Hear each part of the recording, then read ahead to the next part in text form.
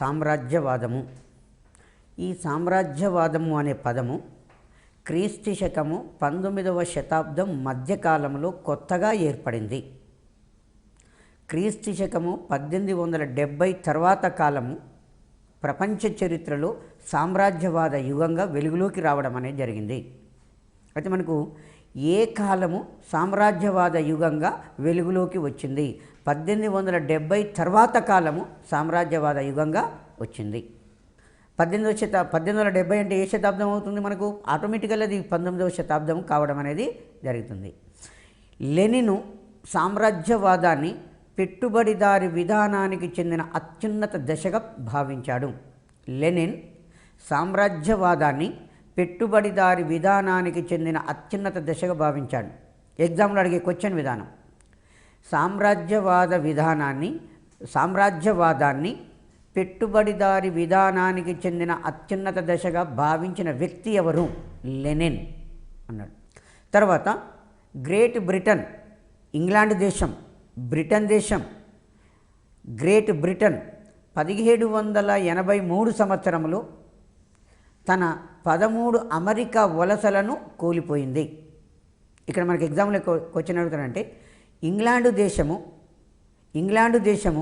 America దేశంలో ఉన్న తన 13 వలసలను ఏ సంవత్సరంలో కోల్పోయింది?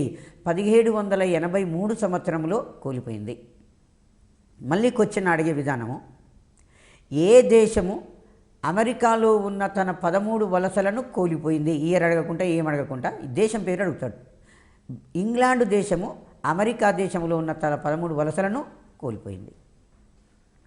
క్రీస్తు శకము 1822 సంవత్సరంలో బ్రెజిల్ దేశం, దక్షిణ అమెరికాలో ఉంటుంది బ్రెజిల్ దేశము, దక్షిణ అమెరికా యొక్క ఉత్తరం మధ్యలో ఉంటుంది. ఈ బ్రెజిల్ దేశము 1822లో బ్రెజిల్ దేశము పోర్చుగల్ పాలన నుండి స్వాతంత్రము పొందింది. చాలా ఇంపార్టెంటు. ఏ సంవత్సరంలో బ్రెజిల్ దేశము పోర్చుగల్ దేశం నుంచి స్వాతంత్రము పొందినది? క్రీస్తు శకము 1822 సంవత్సరంలో.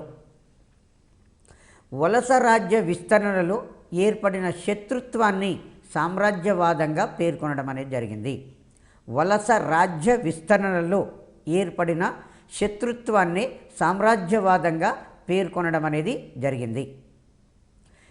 చౌకైన ముడి పదార్థాల కోసము, లాభదాయకమైన మార్కెట్ల కోసము, మంచి పెట్టుబడుల కోసము, తాజా దోపిడీ రంగాల కోసము పారిశ్రామిక దేశాలకు గల పేరాశే సామ్రాజ్యవాద విస్తరణకు కారణమని జేవి హబ్సన్, లెనిన్ లాంటి ఆర్థికవేత్తలు పేర్కొన్నారు.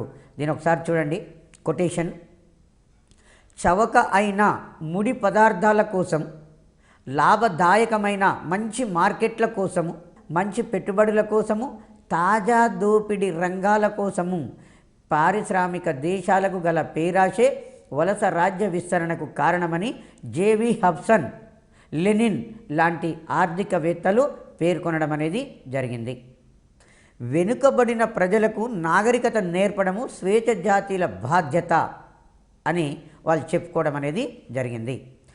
ఈ శ్వేత జాతీయులు ఆఫ్రికా ఖండంలో, ఆసియా ఖండంలో వలసలను స్థాపించుకున్నాక, అరే నాయన మీరు ఆ దేశాలను దోపిడీ చేస్తున్నారు అని ఎవరైనా చెప్పినట్లయితే, లేదు ఆసియా ఖండము, ఆఫ్రికా ఖండంలో ఉన్నటువంటి దేశాలు వెనుకబడిన దేశాలకు నాగరికత నేర్పుతున్నాము, అది మా శ్వేత జాతీయుల బాధ్యత అని యూరప్ ఖండంలోని దేశాలు పేర్కొనడం అనేది జరిగింది. క్రీస్తు శకము 1840 సంవత్సరంలో మొట్టమొదట ఆఫ్రికాను స్కాటిష్ మిషనరీ అయిన లివింగ్స్టన్ అనే వాడు అన్వేషించాడు. ఇక్కడ మనకు ఆఫ్రికాను అన్వేషించిన మొట్టమొదటి వ్యక్తి లివింగ్స్టన్. ఏ సంవత్సరంలో? 1840 సంవత్సరంలో. 1840 సంవత్సరంలో. క్రీస్తు శకము 1840 సంవత్సరంలో మొట్టమొదట ఆఫ్రికాను స్కాటిష్ మిషనరీ అయినటువంటి లివింగ్స్టన్ అనేవాడు అన్వేషించాడు. ఆ తర్వాత రాయల్ జియోగ్రాఫికల్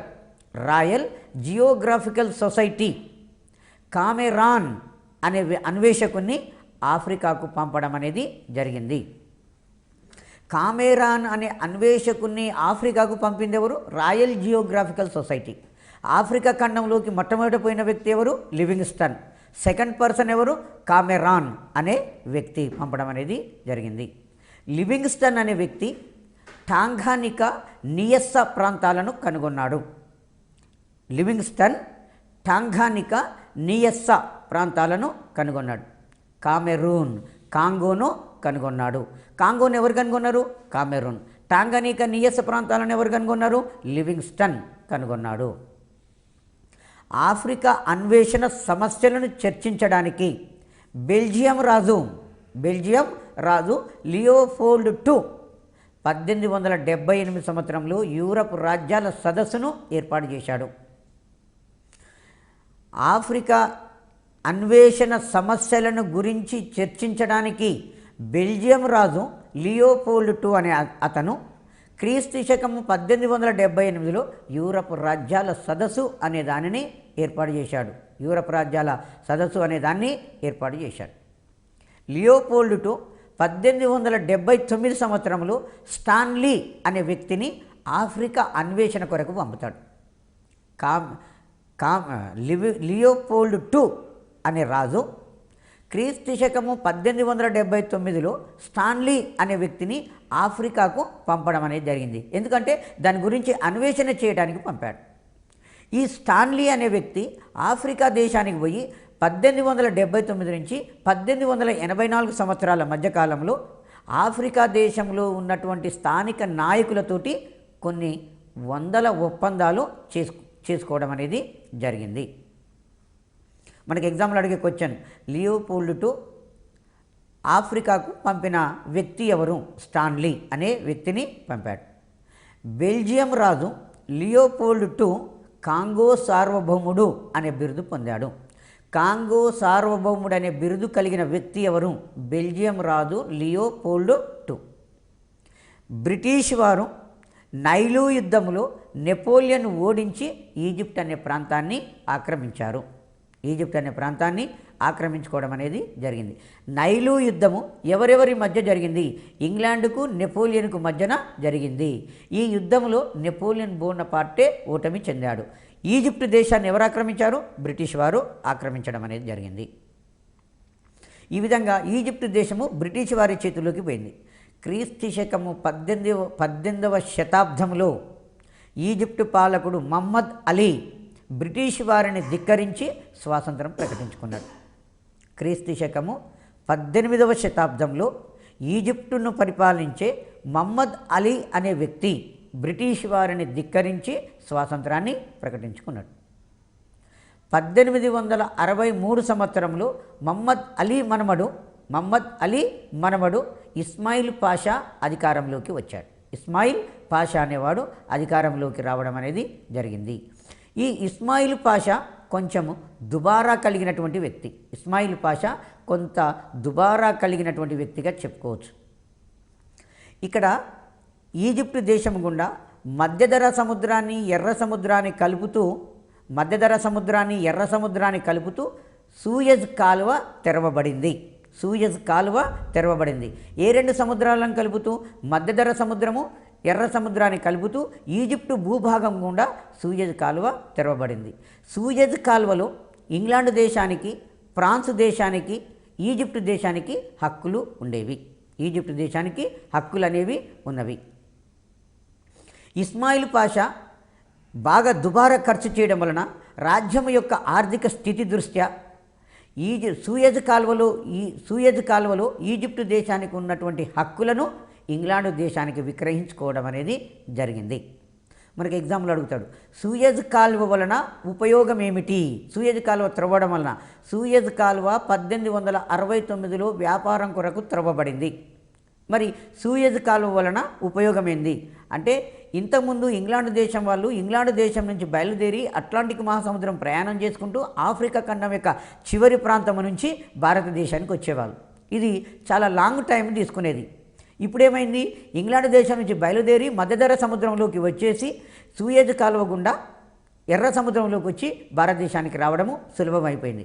కాబట్టి సూయజ్ కాలువ త్రవ్వడము వలన ఇంగ్లాండ్ దేశానికి, ఇండియా దేశానికి మధ్య దూరము తగ్గిపోయింది. అది మన మైండ్లో పెట్టుకోవాలి. సూయజ్ కాలువ త్రవ్వడం వలన ఉపయోగం ఏంటి? ఇంగ్లాండ్ దేశానికి ఇండియా దేశానికి మధ్య దూరము తగ్గిపోయింది. సూయజ్ కాల్వలో ఉన్న తన వాటాలను ఇస్మాయిల్ పాషా ఇంగ్లాండ్ దేశానికి అమ్మేసుకోవడం అనేది జరిగింది. క్రీస్తు శకము 1652లో బోయర్స్గా ప్రసిద్ధి చెందిన డచ్చి వారు దక్షిణాఫ్రికాలోని కేవ్ కాలనీలలో వలసలను ఏర్పాటు చేసుకున్నారు. దీని అందరికంటే ముఖ్యంగా డచ్చి వారిని దక్షిణాఫ్రికాలో ఏమని పిలుస్తారు? డచ్చి వారిని దక్షిణాఫ్రికాలో ఏమని పిలుస్తారు? బోయర్స్ అని పిలుస్తారు. బోయర్స్ అని పిలవడం అనేది జరిగింది. ఈ బోయర్సు దక్షిణాఫ్రికాలోని కేవ్ కాలనీలలో వలసలను 1652లో ఏర్పాటు చేసుకున్నారు. 1815 సంవత్సరంలో బ్రిటిష్ వారు కేవ్ కాలనీలలో నివాసం ఏర్పరచుకోవడం ప్రారంభించారు. ఫస్ట్ డచ్చి వాళ్ళు వచ్చారు 1652లో డచ్చి వాళ్ళు వచ్చారు. 1815లో ఇంగ్లీష్ వాళ్ళు కూడా కేవ్ కాలనీలకు రావడం అనేది జరిగింది. ఇంగ్లాండ్ వాళ్ళు రావడం వలన డచ్చి వారు కేవ్ కాలనీలను వదిలిపెట్టేసి ఆరెంజ్ ఫ్రీ స్టేట్, నటాల్, ట్రాన్స్వాలా, నటాల్ ప్రాంతాలలో వలసలను ప్రారంభించుకున్నారు. అక్కడ పోయి నివసించడం ప్రారంభించారు. కేవ్ కాలనీలకు ఎప్పుడైతే బ్రిటిష్ వారు వచ్చి స్థిరపడ్డారో అక్కడ ఉన్నటువంటి డచ్చి వారు ఇంగ్లాండ్ వాళ్ళు రావడం ఇష్టం లేక ఆ ప్రాంతాన్ని వదిలిపెట్టేసి ఆరెంజ్ ఫ్రీ స్టేట్, ట్రాన్స్వాల్, నటాల్ ప్రాంతాలలో నివసించడము ప్రారంభించారు. 1879లో ఇంగ్లీష్ వారు ట్రాన్స్వాలాను కూడా జయించారు. 1879లో ఇంగ్లీష్ వారు ట్రాన్స్వాలాను జయించారు. దీనితోటి బోయర్స్కు బ్రిటిష్ వారికి యుద్ధము ప్రారంభమైంది. యుద్ధం ప్రారంభమైంది. ఈ యుద్ధంలో ఆంగ్లేయులు ఓటమి చెందడం అనేది జరిగింది. బోయర్స్ యుద్ధము 1879.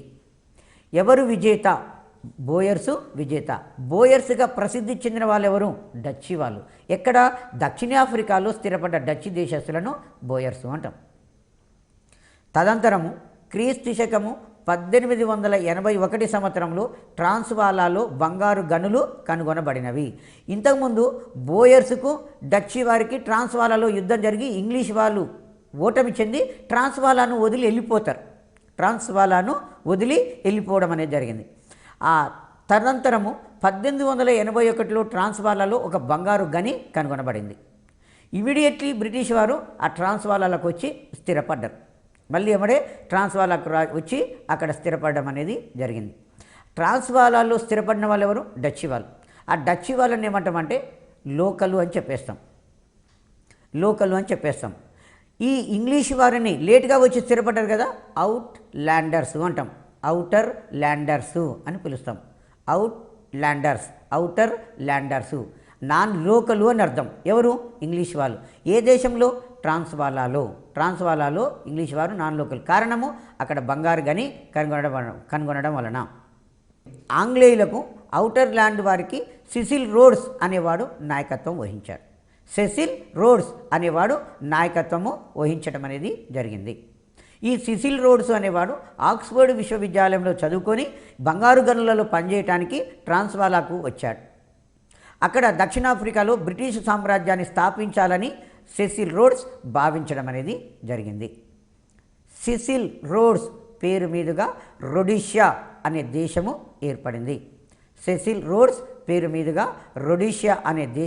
ఏర్పడింది. రొడీషియా ఎక్కడ ఉంటుంది?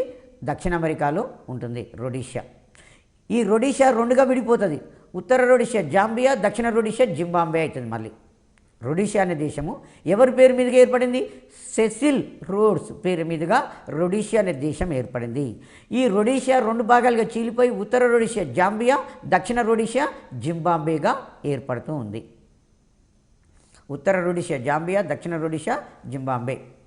అపార్థీడ్ అనగా జాతి వివక్ష విధానము. దక్షిణాఫ్రికాలో కొనసాగినటువంటి జాతి వివక్ష విధానాన్ని అపార్థీడ్ అని పిలుస్తాం. ఎందుకంటే యూరప్ ఖండం వాళ్ళు రంగు రీత్యా వైట్గా ఉండేవాళ్ళు. ఆఫ్రికా దేశ ప్రజలు, స్థానిక ప్రజలు నల్లగా ఉండేవాళ్ళు. కాబట్టి ఈ తెల్ల నల్ల అనే జాతి భేదంతో అపార్థైడ్ అనే దాన్ని వాళ్ళు ఏర్పాటు చేయడం అనేది జరిగింది. దక్షిణాఫ్రికాలో స్థిరపడినటువంటి యూరప్ ఖండం వారు అపార్థైడ్ విధానాన్ని అనుసరించారు. అపార్థైడ్ అనగా జాతి వివక్ష విధానము. ఇటలీ దేశము, ఆస్ట్రియా దేశము, జర్మనీ దేశాలతో కలిసి, ఇటలీ దేశం అనేది ఆస్ట్రియా జర్మనీ దేశాలతో కలిసి ఒక త్రైపాక్షిక సంధిని ఏర్పాటు చేసుకోవడం అనేది జరిగింది. త్రైపాక్షిక సంధిని కుదుర్చుకోవడం అనేది జరిగింది. మరి ఆసియా ఖండంలో, ఆఫ్రికా ఖండంలో సామ్రాజ్యవాదం అంటే ఒక దేశం పోయి మరొక దేశాన్ని ఆక్రమించుకోవడం. ఈ ప్రయత్నంలో భాగంగా చైనా దేశంలో కూడా జాతీయవాదం అనేది ఏర్పడింది. ఆధునిక యుగ ప్రారంభంలో చైనా దేశము ఒంటరిగా ఉండిపోయింది. చైనా దేశము ఆసియా ఖండం యొక్క తూర్పు వైపున ఉన్న పెద్ద దేశము చైనా దేశము. చైనా దేశం అనేది ఆధునిక యుగం ప్రారంభంలో కూడా ఇది ప్రపంచంలో ఇతర రాజ్యాలకు కలవకుండా ఒంటరిగా ఉండిపోయింది. పైగా చైనా దేశపు చక్రవర్తిని ఏమనే వాళ్ళంటే స్వర్గలోక రాకుమారుడు అని భావించే వాళ్ళట. చైనా దేశపు చక్రవర్తిని ఆ దేశ ప్రజలు స్వర్గలోక రాకుమారుడిగా భావించారు. చైనా దేశము దైవలోక సామ్రాజ్యంగా వాళ్ళు కీర్తించుకునేవారు. ఎందుకంటే ప్రపంచంలో ఇతర దేశాలు ఏ దేశంతో కూడా సంబంధాలు లేకుండా ఒంటరిగా ఉండిపోవడం వలన 1796 సంవత్సరంలో చైనా దేశంలో వర్తక వ్యాపారాల కోసము బ్రిటిష్ ప్రభుత్వము ఒక రాయబార వర్గాన్ని పంపింది. 1796 సంవత్సరంలో చైనా దేశంతో వర్తక సంబంధాలు ఏర్పాటు చేసుకుందామని బ్రిటన్ దేశము ఒక వర్తక సంఘాన్ని పంపింది. ఆ వర్తకుడు చైనా చక్రవర్తి దగ్గరికి వచ్చాడు. అప్పుడు చైనా చక్రవర్తి ఏమన్నాడంటే, మాకు కావలసినవి అన్నీ ఉన్నవి, కొత్త వస్తువులకు నేను విలువనివ్వను. మాకు కావలసినవి అన్నీ కూడా ఇక్కడ ఉన్నవి, కొత్త వస్తువులకు నేను విలువ ఇవ్వను. మీ దేశపు ఉత్పత్తిదారులకు ఇక్కడ ఉపయోగము ఉండదు అని చెప్పి వచ్చినటువంటి రాయబార వర్గాన్ని తిప్పి పంపడం అనేది జరిగింది. భారతదేశంలో పండించే అత్యంత హానికరమైన మందు నల్లమందు. అత్యంత హానికరమైనటువంటి మందు నల్లమందు, మత్తుమందు. ఇది ఈ నల్లమందును ఈస్ట్ ఇండియా కంపెనీ వారు చైనా దేశానికి దొంగతనంగా రవాణా చేసేది.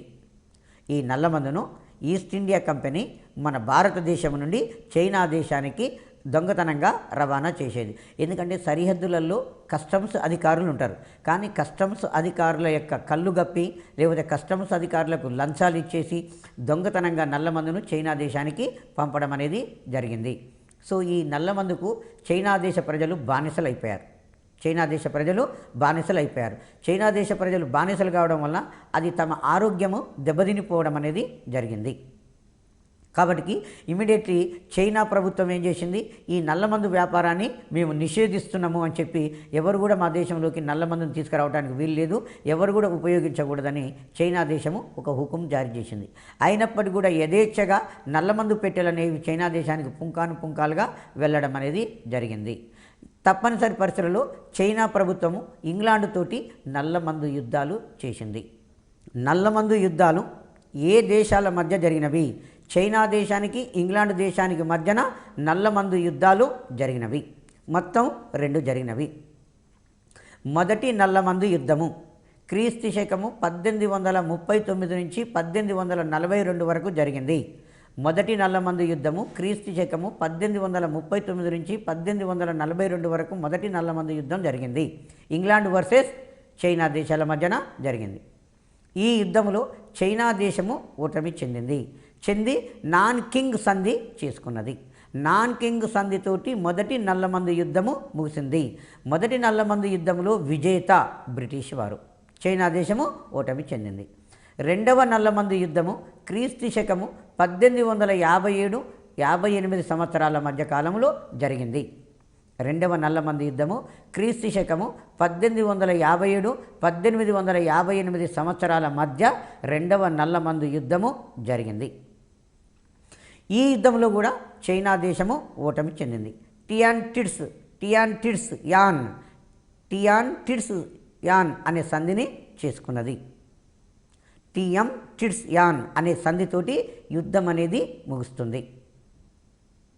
జపాన్కు ఇష్టానికి వ్యతిరేకంగా చైనా దేశము కొరియా అంతర్గత వ్యవహారాలలో జోక్యం కల్పించుకోవడం వలన చైనా దేశానికి జపాన్ దేశానికి మధ్య యుద్ధం జరిగింది. ఆసియా ఖండములో తూర్పు వైపున ఉన్న 4 దీవుల సముదాయము జపాన్ దేశం. జపాన్ దేశానికి కొంత ఉత్తరంగా ఉన్న దేశము కొరియా దేశం. కొరియా దేశములో అనాముక ప్రభుత్వం అనేది ఉన్నది. దాని ఆసరాగా చేసుకొని చైనా దేశము కొరియా దేశములో తన వలసలను స్థాపించుకోవడానికి, తన ప్రభుత్వాన్ని ఏర్పాటు చేసుకొని అక్కడ కీలుబొమ్మ ప్రభుత్వం పెట్టుకోవడానికి కొరియా దేశం యొక్క అంతర్గత వ్యవహారాలలో చైనా దేశము జోక్యం కల్పించుకున్నది. తనకు పొరుగున ఉన్నటువంటి దేశం యొక్క అంతర్గత విషయాలలో చైనా దేశము జోక్యం కల్పించుకోవడము జపాన్ దేశానికి ఇష్టం లేకుంటుంది. కాబట్టి జపాన్ దేశం ఏం చేసింది? చైనా దేశంతో యుద్ధం చేసింది. దీనిని జపాన్ చైనా యుద్ధము అంటాం. 1894-1895 సంవత్సరాల మధ్య జరిగింది. చైనా జపాన్ యుద్ధము 1894-1895 సంవత్సరాల మధ్యన జరిగింది.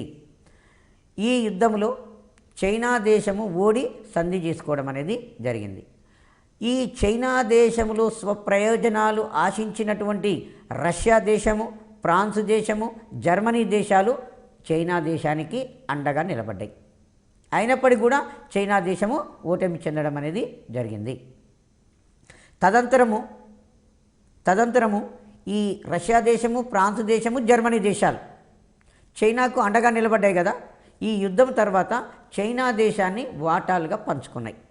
దీనిని cutting melon of Chinese, China కర్బూజకాయ కోయడము, కటింగ్ ఆఫ్ చైనీస్ మిలాన్గా ప్రసిద్ధి చెందినవి. యూరప్ ఖండంలోని రాజ్యాలు చైనా దేశాన్ని పంచుకుందామని చైనా దేశము జపాన్ దేశంతో యుద్ధం చేసినప్పుడు దానికి సపోర్టుగా నిలవడం అనేది జరిగింది. రష్యా దేశము, ఫ్రాన్స్ దేశము, జర్మనీ దేశం చైనాను పంచుకున్నాయి. దీన్ని చైనా కర్బూజకాయ కోయడము, కటింగ్ ఆఫ్ చైనీస్ మిలాన్గా ప్రసిద్ధి చెందింది. మన చైనా దేశంలో ఒక ప్రముఖమైనటువంటి నాయకుడు సన్ యట్ సేన్. చైనా దేశంలో జాతీయతా భావాన్ని ప్రోది చేసిన మేధావి సన్ యట్ సేన్.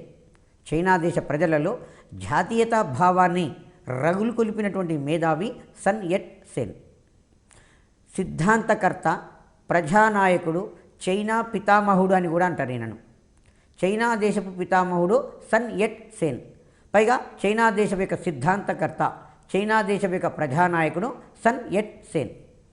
ఈ సన్ యట్ సేను 1866 సంవత్సరంలో జన్మించాడు. 1925 సంవత్సరము మార్చి 12న పెకింగ్లో మరణించాడు. 1866లో జన్మించి 1925 మార్చి 12వ తారీఖు నాడు పెకింగ్లో మరణించాడు. పెకింగ్ ప్రస్తుత పేరు బీజింగ్ అని కూడా చెప్పుకుంటున్నాం. 20వ శతాబ్దపు కన్ఫ్యూషియస్గా ఈ సన్ యట్ సేనును పేర్కొనడం అనేది జరిగింది. కన్ఫ్యూషియస్ చైనా దేశపు యొక్క తత్వవేత్త, గొప్ప. ఈయన కన్ఫ్యూషియనిజం అనే ఒక మతాన్ని కూడా స్థాపించి చైనా దేశం గొప్ప ప్రగతికి రావడానికి కారకుడు కావడం అనేది జరిగింది. అలాగే 20వ శతాబ్దపు చైనా దేశపు కన్ఫ్యూషియస్గా సన్ యట్ సేన్ పేరు పొందడం అనేది జరిగింది. 1894లో చైనా పునరుద్ధరణ సంఘములో సన్ యట్ సేన్ చేరాడు. 1905లో తుంగ్ మెంగ్ హుయి అనే విప్లవ సంస్థను స్థాపించాడు. సన్ యట్ సేన్ క్రీస్తు శకము 1905 సంవత్సరంలో తుంగ్ మెంగ్ హుయి అనే ఒక విప్లవ సంస్థను స్థాపించాడు. చైనాను పాలించిన ఆఖరి చక్రవర్తి నాన్కింగ్ విప్లవ ప్రభుత్వానికి రాజధాని అయింది. చైనాను పాలించిన ఆఖరి వంశానికి నాన్కింగ్ చక్రవర్తికి నాన్కింగ్ విప్లవ ప్రభుత్వానికి రాజధాని కావడం అనేది జరిగింది. ఈ 1912 సంవత్సరంలో మంచు వంశాలను తొలగించి యువాన్ షీ కై తొలి అధ్యక్షుడు కావడం అనేది జరిగింది. మంచు వంశం పాలన, చైనా దేశంలో మంచు వంశ పాలనను తొలగించి యువాన్ షికై తొలి అధ్యక్షుడయ్యాడు. ఎప్పుడు? 1912 సంవత్సరంలో మంచు వంశం పోయి కొత్త వంశం అధికారంలోకి వచ్చింది. అమెరికా విధానం ఏంటంటే ఓపెన్ డోర్ పాలసీ. అంటే నేను సహాయం చేయడానికి నా డోర్స్ ఎప్పుడు తెరిచే ఉన్నాయి, ఎవరైనా నా దగ్గరికి రావచ్చు అని చెప్పి యూరప్ ఖండంలో అది పెత్తనాన్ని చెలాయించడం ప్రారంభించింది. అలాగే ఆసియా ఖండంలో జపాన్ దేశం ఏం నినాదం తీసుకొచ్చిందంటే అఖిల ఆసియా వాదము. అంటే ఆసియా వాసులకే చెందాలి, ఇతర యూరోపియన్లు రావడానికి వీల్లేదు. ఆసియా వాసులకే అన్న దేశము జపాన్ దేశం. ఓపెన్ డోర్ పాలసీ అనుసరించిన దేశము అమెరికా. మొదటి ప్రపంచ యుద్ధం తర్వాత ఓపెన్ డోర్ పాలసీని అనుసరించి ఇతర దేశాలకు సహాయం చేయడానికి అమెరికా దేశం ఎప్పుడు కూడా ముందే ఉంటుంది అని ప్రకటించడం అనేది జరిగింది. సో ఓపెన్ డోర్ పాలసీతోటి అమెరికా, అఖిలవాసియంతో జపాను ప్రపంచంలో ఒక రాజ్యాల కూటమిగా విడిపోవడం అనేది జరిగింది. చైనాపై ప్రభావము ఈ రెండు సంఘటనలు ప్రభావం చూపాయి. సన్ యట్ సెన్ కుమింగ్టాంగ్ పార్టీ ద్వారా కాంటాన్లో రాజ్యాంగబద్ధమైన ప్రభుత్వాన్ని ఏర్పాటు చేశాడు. సన్ యట్ సెన్ ఈయన స్థాపించిన పార్టీ ఏంటంటే కుమింగ్టాంగ్ పార్టీ. ఈ కుమింగ్టాంగ్ పార్టీ ద్వారా కాంటాన్ అనే ప్లేసులో రాజ్యాంగబద్ధమైనటువంటి ప్రభుత్వాన్ని ఈయన ఏర్పాటు చేశాడు. అమెరికా కోరిక మేరకు చైనా 1917 సంవత్సరంలో మిత్రరాజ్యాల పక్షాన మొదటి ప్రపంచ యుద్ధంలో పాల్గొన్నది. మొదటి ప్రపంచ యుద్ధము 1914 నుంచి 1918 వరకు జరిగింది. మొదటి ప్రపంచ యుద్ధం యొక్క ప్రారంభంలో అమెరికా దేశము పాల్గొనలేదు. 1917 సంవత్సరంలో రష్యా దేశము అంతర్గత విప్లవం వలన యుద్ధం నుంచి విత్డ్రా అయింది. ఆ తర్వాతనే అమెరికా దేశము 1917లో లేటుగా మొదటి ప్రపంచ యుద్ధంలోకి పాల్గొన్నది. అమెరికా పాల్గొన్న తర్వాత చైనా దేశం కూడా మిత్రరాజ్యాల తరపున 1917లో మొదటి ప్రపంచ యుద్ధంలో పాల్గొనడం అనేది జరిగింది. 1921 సంవత్సరంలో చైనాలో కమ్యూనిస్టు పార్టీ స్థాపితమైంది. వెరీ ఇంపార్టెంట్ అండి. ఏ సంవత్సరంలో చైనా దేశంలో కమ్యూనిస్టు పార్టీ స్థాపించబడింది? క్రీస్తు శకము 1921 సంవత్సరంలో స్థాపించబడింది. దీనిని చేన్ తుసియో, లీతా చావోలు స్థాపించారు. చెన్ తుసియో, లీతా చావో అనే వ్యక్తులు స్థాపించారు. వ్యవస్థాపక సభ్యులలో మావో సేటుంగ్, చౌ ఎన్లై, చూటేలు అనేవారు ముఖ్యులు. ఈ కమ్యూనిస్టు పార్టీని వ్యవస్థాపక సభ్యులలో ఎవరు అంటే మావో సేటుంగ్ ఉన్నాడు, చౌ ఎన్లై, చూటేలు అనేవాళ్ళు ముఖ్యులైన వ్యక్తులు. స్థాపించిన వారిలో తీసుకున్నట్టయితే చెన్ తుసియో, లితా చావోలు అనేవాళ్ళు స్థాపకులు. వ్యవస్థాపకులలో సభ్యులు అనేవాళ్ళు ముఖ్య సభ్యులు ఎవరు అంటే మావో సేటుంగు, చౌ ఎన్లై, చూటేలు అనేవాళ్ళు ముఖ్యులు. ఆధునిక చైనా నిర్మాత మావో టేట్సుంగ్ అని కూడా అంటారు. మావో సేటుంగ్ ఆధునిక చైనా నిర్మాత. 1893 డిసెంబర్ 26న హూవన్ రాష్ట్రంలో జన్మించాడు. మావో సేటుంగ్ 1893 డిసెంబర్ 26న హూవన్స్ ప్రావిన్స్ రాష్ట్రము అంటాం జన్మించాడు.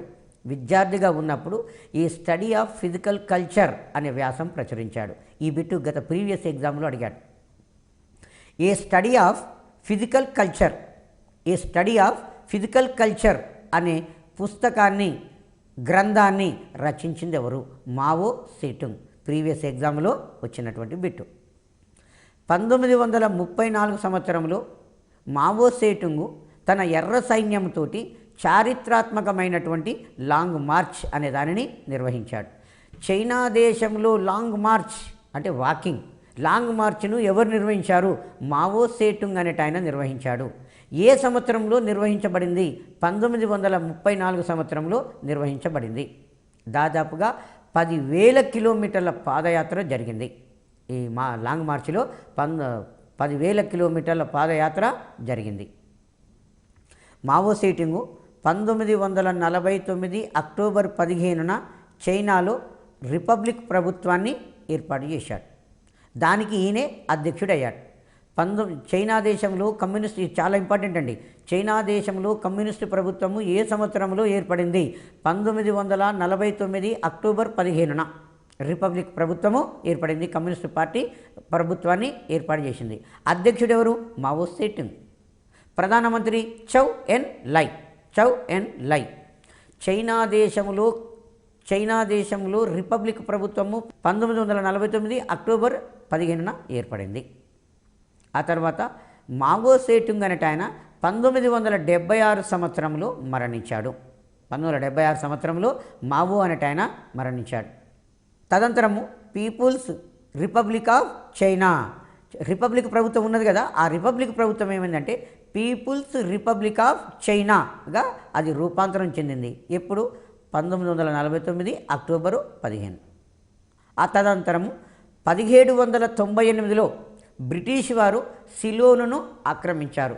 ఆసియా ఖండంలో చైనాను ఆక్రమించిన తర్వాత బ్రిటిష్ వారు అక్కడ కీలుబొమ్మ ప్రభుత్వాన్ని ఏర్పాటు చేసిన తర్వాత అక్కడ కీలుబొమ్మ ప్రభుత్వం పోయి వేసి లాస్ట్కు స్వాతంత్రం పొందింది. చైనా దేశము బ్రిటన్ దేశం యొక్క వలస రాజ్యము. చైనా దేశము ఎప్పుడు స్వతంత్రమైన ప్రభుత్వాన్ని ఏర్పాటు చేసుకుంది? 1949 అక్టోబర్ 15న ఏర్పడింది. ఆసియా ఖండంలో దక్షిణం వైపున భారతదేశానికి కింద హిందూ మహాసముద్రంలో ఉన్నటువంటి టీయర్ డ్రాప్, కన్నీటి చుక్క శ్రీలంక. శ్రీలంకకు మరొక పేరు సిలోన్, దాన్నే సింహలము అంటాం. సిలోను అన్న, సింహలము అన్న, శ్రీలంక అన్న ఒకటే. బ్రిటిష్ వారు 1798 సంవత్సరంలో సిలోనును ఆక్రమించారు. ఆ తర్వాత 1948లో సిలోనుకు స్వాతంత్రం ఇచ్చారు. 1798లో ఆక్రమించి 1948లో శ్రీలంకకు ఇంగ్లీష్ వారు స్వాతంత్రం ఇవ్వడం అనేది జరిగింది.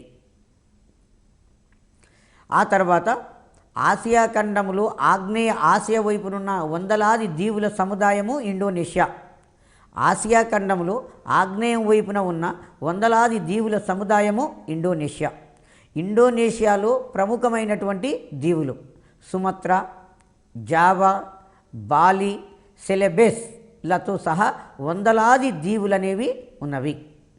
సుమత్రా, జావా, బాలి, సెలెబెస్తో సహా వందలాది దీవులు, అప్రాక్సిమేట్లీగా చెప్పుకోవాలంటే 3500 దీవుల సముదాయం అట ఇండోనేషియా. వందలాది దీవులు కలిగినటువంటి ప్రాంతము ఈ ఇండోనేషియా. ఇండోనేషియా సుగంధ ద్రవ్యాలకు ఫేమస్. ఇండోనేషియా సుగంధ ద్రవ్యాలకు ఫేమస్గా చెప్పుకోవచ్చు. ఇంగ్లీష్ వారు ఈ దేశంలోకి ప్రవేశించడం అనేది జరిగింది. పోర్చుగీస్ వారిని ఆ తర్వాత ఫస్ట్ ఇండోనేషియా దేశంలోకి మొట్టమొదట పోయిన వాళ్ళు పోర్చుగీస్ వారు. వారి తదనంతరం పోయిన వాళ్ళు ఇంగ్లీష్ వారు. ఇండోనేషియా దేశంలో మొట్టమొదట వలసకు పోయిన వారు ఎవరు అంటే పోర్చుగీస్ వారు. పోర్చుగీస్ వారిని అనుకరిస్తూ ఇండోనేషియా దేశానికి పోయిన వాళ్ళు ఎవరంటే ఇంగ్లీష్ వారు. 17వ శతాబ్దం యొక్క 3వ పాదంలో డచ్చి వారు కూడా ఇండోనేషియాకు పోయారు. ఈ డచ్చి వారు ఇండోనేషియాలో ఉన్నటువంటి బ్రిటిష్ వారిని తొలగించేసి ఆ ఇండోనేషియాలో తుది నియంత్రణ సాధించారు. మనకు ఎగ్జామ్లో అడిగేది ఏంటంటే ఇండోనేషియా మీద తుది నియంత్రణ సాధించినటువంటి దేశము, ఇండోనేషియా మీద తుది నియంత్రణ సాధించిన దేశము డచ్చి దేశము. క్రీస్తు శకము 1908 సంవత్సరంలో డచ్చి ప్రభుత్వానికి వ్యతిరేకంగా, విదేశీ పాలనకు వ్యతిరేకంగా ఇండోనేషియాలో మొదటి జాతీయవాద సంస్థను ఇండోనేషియా వాసులు ఏర్పాటు చేసుకోవడం అనేది జరిగింది. డచ్చి వారు పోయి ఇండోనేషియాను పరిపాలిస్తుంటే ఆ ఇండోనేషియాలో ఉన్నటువంటి ప్రజలకు మా దేశాన్ని మేము పరిపాలించుకోవాలి అన్న ఉద్దేశంతో ఒక జాతీయవాద సంస్థను ఏర్పాటు చేసుకోవడం అనేది జరిగింది. దాని తదనంతరము 1927 సంవత్సరంలో డాక్టర్ సుకర్నో ఇండోనేషియన్ నేషనలిస్ట్ పార్టీ అనే దానిని 1927 సంవత్సరంలో స్థాపించాడు. 1927 సంవత్సరంలో డాక్టర్ సుకర్నో నేషనలిస్ట్ పార్టీని స్థాపించాడు. రెండవ ప్రపంచ యుద్ధంలో జర్మనీ దేశం అనేది డచ్చీని ఓడించి తన నియంత్రణలోకి తీసుకున్నది. ఇండోనేషియా ఎవరి కంట్రోల్లో ఉన్నది? డచ్చీ వారి కంట్రోల్లో ఉన్నది. కానీ రెండవ ప్రపంచ యుద్ధ కాలంలో జర్మనీ దేశం డచ్చీని ఆక్రమించుకోవడం వలన డచ్చీ దేశానికి ఈ ఇండోనేషియాకు సంబంధాలు తెగిపోవడం అనేది జరిగింది. సంబంధాలు నిలిచిపోయినాయి. ఇమీడియట్లీ జపాన్ దేశం ఏం చేసింది? ఇండోనేషియా మీద దాడులు చేసి ఇండోనేషియాను ఆక్రమించుకున్నది. అయితే ఆ ప్రయత్నంలో ఇండోనేషియాలో ఉన్న పీపుల్స్ ఏం చేశారు? జపాన్ వారికి వ్యతిరేకంగా ఇండోనేషియా దేశాన్ని మాకు సపోర్ట్గా ఉండండి, మీరే మమ్మల్ని పరిపాలించండి అన్నట్టుగా కూడా కొంత ఉద్యమాన్ని నడిచింది. 1941 సంవత్సరంలో జపాన్ దేశము ఇండోనేషియా మీద దాడి చేసి విజయం సాధించింది. సుకర్నో నాయకత్వంలో స్థానికుల సహకారంతో జపాను ఇండోనేషియాలో ప్రభుత్వాన్ని ఏర్పాటు చేసింది. ఎందుకంటే జపాన్ వాళ్ళు రావడం, సుకర్నో నాయకత్వంలో స్థానికుల సహకారంతో జపాను ఇండోనేషియాలో ప్రభుత్వాన్ని ఏర్పాటు చేసింది. డచ్ వాళ్ళు రమ్మంటే రాలేదు. రాకపోవడం వల్ల జపాన్ వాళ్ళు వచ్చి ఇండోనేషియాను ఆక్రమించారు. కాబట్టి ఈ సుకర్నో నాయకత్వంలో స్థానిక ప్రజలు ఏం చేశారు? జపాన్ వాళ్ళతోటి ఒక అంగీకారానికి వచ్చి ఇద్దరు కలిసి ఒక మిశ్రమ ప్రభుత్వాన్ని ఏర్పాటు చేయడం అనేది జరిగింది. జపాన్ నుంచి ఇండోనేషియాలోని జాతీయవాదులు తమ దేశానికి స్వాతంత్రం ప్రకటించుకొని 1945 ఆగస్టు 17న రిపబ్లిక్ను ఏర్పాటు చేసుకోవడం అనేది జరిగింది. మొదట్లో జపాన్ దేశంతో కలిసే ప్రభుత్వాన్ని ఏర్పాటు చేశారు. రాను రాను జపాన్ దేశం యొక్క విధానాలు వీరికి వ్యతిరేకంగా ఉండడం వలన జపాన్ వాళ్ళను కాదనేసి 1945 ఆగస్టు 17న రిపబ్లిక్ ప్రభుత్వాన్ని ఏర్పాటు చేసుకోవడం అనేది జరిగింది. ఎప్పుడైతే 1945 ఆగస్టు 17న డచ్చీ ప్రభుత్వం జపాన్ను కాదని స్వతంత్రం ప్రకటించుకున్నదో ఇమీడియట్లీ డచ్చీ వాళ్ళు వచ్చి మళ్ళా ఈ ఇండోనేషియాను ఆక్రమించేశారు. ఇండోనేషియాను మళ్ళీ డచ్చీ వాళ్ళు ఆక్రమించుకోవడం అనేది జరిగింది. ఈ విధంగా ఇండోనేషియాను సర్వసత్తాక రిపబ్లిక్ అసోసియేషన్గా యునైటెడ్ స్టేట్స్ ఆఫ్ ఇండోనేషియాగా ఆ తర్వాత ఏర్పాటు కావడం అనేది జరిగింది. డచ్ వాళ్ళు వచ్చి మళ్ళీ స్థిరపడితే వాళ్ళకు వ్యతిరేకంగా ఉద్యమం జరిగి ఇండోనేషియా అనేది స్వతంత్ర రాజ్యంగా ఆవిర్భవిస్తుంది. డాక్టర్ సుకర్నో ఇండోనేషియాకు అధ్యక్షుడయ్యాడు. హట్టా అనే వ్యక్తి 1950 హట్టా అనే వ్యక్తి ప్రధానమంత్రి అయ్యాడు. ఇండోనేషియా స్వతంత్రం పొందిన తర్వాత దానికి అధ్యక్షుడు ఎవరంటే డాక్టర్ సుకర్నో, ప్రధానమంత్రి హట్టా.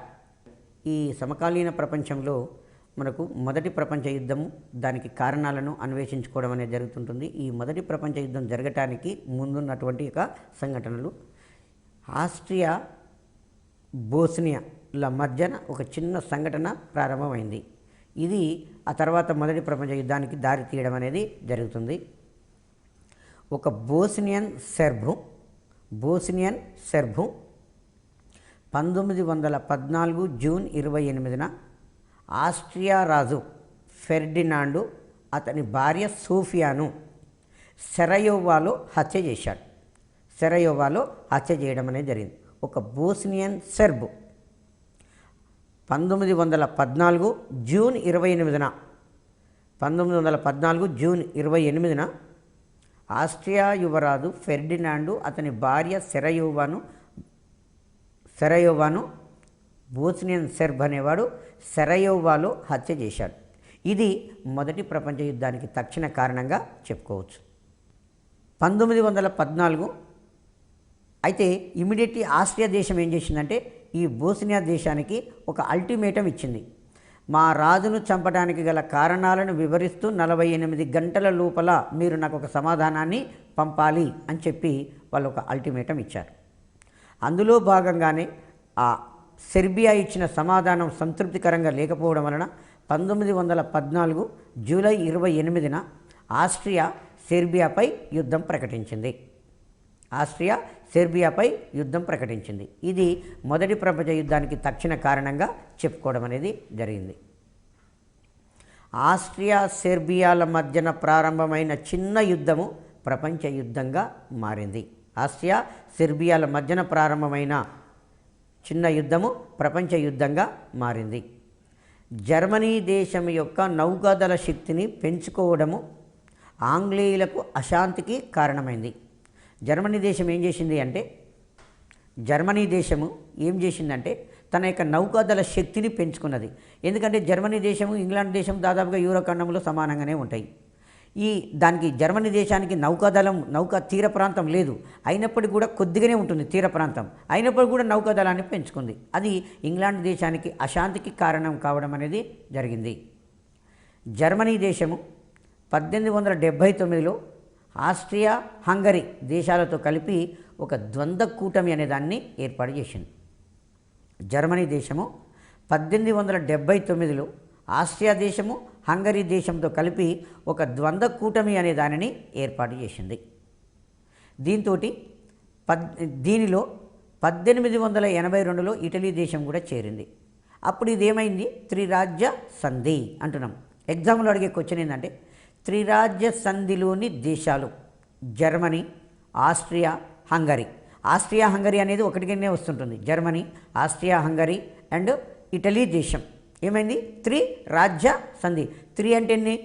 మూడు రాజ్యాల యొక్క ఒప్పందం. Germany, Austria Hungary and Italy దేశం. ఎప్పుడు జరిగింది ఇది?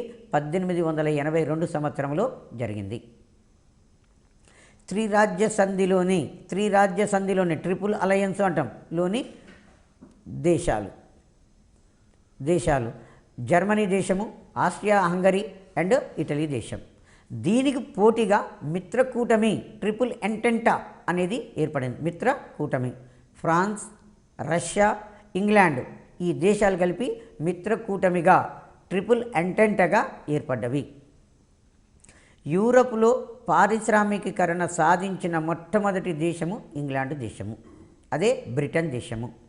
యూరప్ ఖండంలో పారిశ్రామికీకరణ సాధించిన మొట్టమొదటి దేశము బ్రిటన్ దేశము రవి అస్తమించని సువిశాల సామ్రాజ్యాన్ని ఏర్పాటు చేసింది. రవి అస్తమించని సువిశాల సామ్రాజ్యం అంటే ఎక్కడో ఒక దగ్గర భూమండలంలో వారి పరిపాలన జరుగుతుండేది. ఆసియా ఖండము, ఆఫ్రికా ఖండము, అమెరికా ఖండము, దక్షిణ అమెరికా ఖండం మొత్తం కూడా వాళ్ళ ఆధిపత్యంలోకి ఉండిపోయినాయి. కాబట్టి అమెరికా ఖండంలో డే టైము ప్రభుత్వం నడుస్తున్నప్పుడు ఆసియా ఖండంలో చీకటిగా ఉండేది. ఆసియా ఖండంలో ప్రభుత్వం నడుస్తున్నప్పుడు అమెరికా ఖండంలో చీకటిగా ఉండేది. అంటే ప్రపంచంలో ఎక్కడో ఒక దగ్గర ఇంగ్లాండ్ ప్రభుత్వం నడుస్తూనే ఉండేది. కాబట్టి ఇంగ్లాండ్ దేశాన్ని ఏమన్నారంటే రవి అస్తమించని సామ్రాజ్యాన్ని స్థాపించింది అని చెప్పారు. ఎందుకు అంటే ఈ ఇంగ్లాండ్ దేశము పారిశ్రామికంగా విజయం సాధించిన మొదటి దేశం. కాబట్టి పరిశ్రమలలో వస్తువును ఉత్పత్తి చేయడానికి ముడి పదార్థాలు కావాలి. ఆ విధంగా వెనుకబడిన దేశాల్లో పోయి ముడి పదార్థాలు తెచ్చుకున్నది. వస్తువును ఉత్పత్తి చేసినాక వస్తువు ఉత్పత్తికి మార్కెట్ కావాలి. కాబట్టి వెనుకబడిన దేశాలలో వలసలను స్థాపించుకున్నది. ఇలా ముడి పదార్థాలు తెచ్చుకొని తమ తయారైన వస్తువులను అమ్ముకోవడానికి ఈ పారిశ్రామికీకరణకు, ఈ సామ్రాజ్యవాదానికి ఇంగ్లాండ్ దేశం పాల్పడి యావత్ ప్రపంచంలో అన్ని ఖండాలలో తన వలస రాజ్యాలను స్థాపించింది. కాబట్టి బ్రిటన్ దేశాన్ని రవి అస్తమించని సామ్రాజ్యాన్ని ఏర్పాటు చేసింది అంటారు. దక్షిణాఫ్రికాలో స్థిరపడిన డచ్ దేశీయులను ఏమంటాము? బోయర్సు అంటాం. దక్షిణ అమెరికాలో స్థిరపడిన దేశస్తులను ఏమంటాము? బోయర్సు అని చెప్పేస్తాం. ఈ బోయర్స్కు ఇంగ్లాండ్కు యుద్ధం జరుగుతుంది. యుద్ధం జరుగుతుంటే జర్మనీ దేశము ఇంగ్లాండ్కు వ్యతిరేకం. కాబట్టి జర్మనీ దేశము బోయర్స్కు సానుభూతి ప్రకటించింది. జర్మనీ దేశము బోయర్స్ పట్ల సానుభూతి ప్రకటించింది. ఇది కూడా ఇంపార్టెంటేనండి. పారిశ్రామికంగా విజయం సాధించిన మొదటి దేశము ఇంగ్లాండు, రవి అస్తమించని సామ్రాజ్యాన్ని స్థాపించిన దేశము ఇంగ్లాండు, తర్వాత బోయర్స్ పట్ల సానుభూతిని ప్రకటించిన దేశము జర్మనీ దేశం. యూరప్ ఖండం మీద ఆధిపత్యంతో జర్మనీ దేశము సంతృప్తి చెందదు అని, ప్రపంచ శక్తిగా తన స్థితిని అంచనా వేసుకోవాలని జర్మనీ దేశం నిర్ధారించుకున్నదని జర్మన్ చక్రవర్తి విలియం II బహిరంగంగా ప్రకటించడం అనేది జరిగింది. ఈ బహిరంగ ప్రకటన యూరప్ ఖండ రాజ్యాలలో భయాందోళనకు కారణమైంది. జర్మనీ దేశం అనేది ఇంగ్లాండ్ దేశానికి పోటీగా నౌకాదళ శక్తిని పెంచుకున్నది, పారిశ్రామికంగా విజయం సాధిస్తుంది, అన్ని ఖండాలలో వలసలను స్థాపించుకుంటుంది. పైగా ఏమి చెప్పిందంటే ఒక జర్మనీ దేశం అనేది యూరప్ ఖండం మీద మాత్రమే ఆధిపత్యంతో మేము సంతృప్తి చెందము, ప్రపంచ శక్తిగా తమ స్థితిని అంచనా వేసుకోవడంలోనే జర్మనీ దేశం సంతృప్తి చెందుతుందని జర్మనీ దేశపు చక్రవర్తి విలియం II బహిరంగంగా ప్రకటించాడు. మొదటి ప్రపంచ యుద్ధానికి జర్మన్ చక్రవర్తి ఛాన్సలర్లు అనుసరించినటువంటి అహంకారపూరితమైన రాజీ లేనటువంటి ప్రవర్తనే మొదటి ప్రపంచ యుద్ధానికి కారణం. మొదటి ప్రపంచ యుద్ధానికి ఏ దేశం కారణం అంటే జర్మనీ దేశం పేరు చెప్తాం. కానీ వాస్తవంగా చెప్పాలంటే ఏ రెండు దేశాల మధ్యన ప్రారంభమైనటువంటి యుద్ధం మొదటి ప్రపంచ యుద్ధానికి దారితీసింది? ఆస్ట్రియా సెర్బియాల మధ్యన ప్రారంభమైన ఘర్షణ మొదటి ప్రపంచ యుద్ధానికి దారితీసింది. కానీ ఏ దేశం అనుసరించిన విధానము మొదటి ప్రపంచ యుద్ధానికి దారితీసిందంటే జర్మనీ దేశం అనుసరించినటువంటి విధానమే, ప్రవర్తించిన విధానమే మొదటి ప్రపంచ యుద్ధానికి కారణమైంది. యూరప్ ఖండంలో ఆగ్నేయంగా ఉన్నటువంటి దేశాలను బాల్కన్ రాజ్యాలు అంటాం. యూరప్ ఖండంలో ఆగ్నేయంగా ఉన్న రాజ్యాలను బాల్కన్ రాజ్యాలు అంటాం. టర్కీ సుల్తాను ఆధిపత్యంలో ఈ బాల్కన్ రాజ్యాలు అనేవి ఉన్నవి. టర్కీ సుల్తాన్ యొక్క ఆధిపత్యంలో బాల్కన్ రాజ్యాలు ఉన్నాయి. ఈ బాల్కన్ రాజ్యాలలో కొన్ని ముస్లిం రాజ్యాలు ఉన్నాయి, కొన్ని క్రైస్తవ రాజ్యాలు అనేవి ఉన్నవి. 1878లో బెర్లిన్ మహాసభలో కుదిరిన ఒప్పందం ప్రకారము బోస్నియా హెర్జిగోవినాను ఆస్ట్రియా దేశము ఆక్రమించింది. 1878 సంవత్సరంలో బెర్లిన్ మహాసభలో ఒక ఒప్పందం కుదిరింది. ఆ సంధి ప్రకారము బోస్నియా హెర్జిగోవినాలను ఆస్ట్రియా దేశము ఆక్రమించింది. ఆస్ట్రియా దేశం అనేది ఆక్రమించుకోవడం అనేది జరిగింది. క్రీస్తు శకము 1908 సంవత్సరంలో ఫెర్డినాండు ఆస్ట్రియా దేశపు సింహాసనాన్ని అధిష్ఠించాడు. ఫెర్డినాండు ఆస్ట్రియా దేశం యొక్క సింహాసనాన్ని అధిష్ఠించడం అనేది జరిగింది. ఈ ఆస్ట్రియా యువరాజు ఫెర్డినాండ్ యొక్క హత్యనే ఈ మొదటి ప్రపంచ యుద్ధానికి కారణంగా చెప్పుకోవడం అనేది జరిగింది. మొదటి ప్రపంచ యుద్ధం జరుగుతుండగానే రష్యా దేశంలో 1917లో అంతర్గత విప్లవం వచ్చి రష్యా దేశము విత్డ్రా చేసుకున్నది.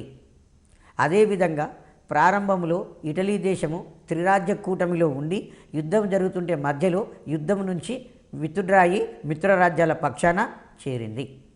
అదేవిధంగా అమెరికా దేశము మొదటి ప్రపంచ యుద్ధంలో 1917 సంవత్సరంలో ఆలస్యంగా చేరింది.